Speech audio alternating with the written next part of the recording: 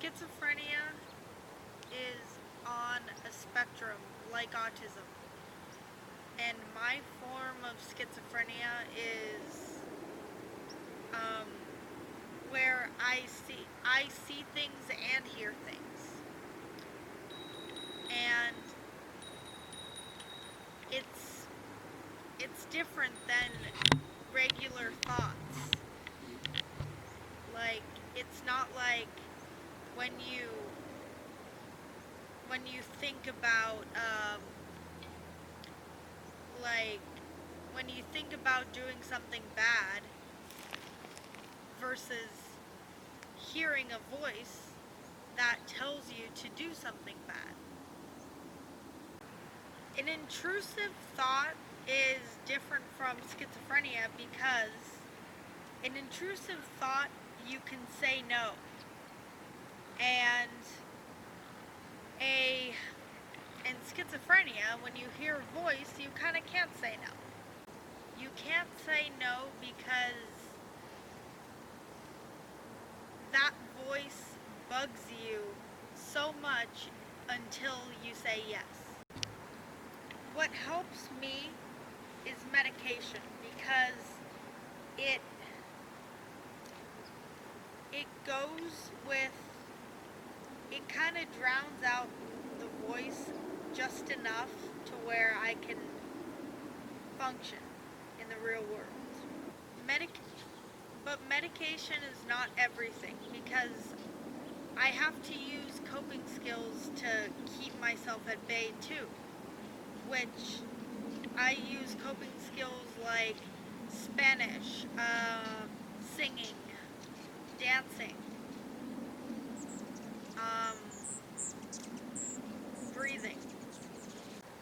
But without the medication, my impulse control is very everywhere. My impulse control goes wild without the medication. And I need the medication in order to use the coping skills. I wanted out of the system because they had no valid reason to keep me. And I wanted to be with my mom. And I was just unhappy with myself, and not because I thought everything was my fault, but because I just couldn't handle myself on my own in the system. I just wanted to get out of the system because I know what the system is like.